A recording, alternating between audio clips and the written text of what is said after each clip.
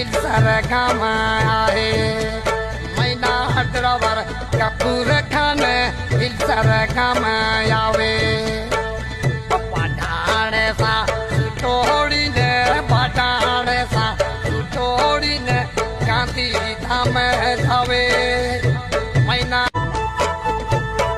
मुलक माझो किलाणू रे मुलक माझो किलाणू रे सदा सावो आहे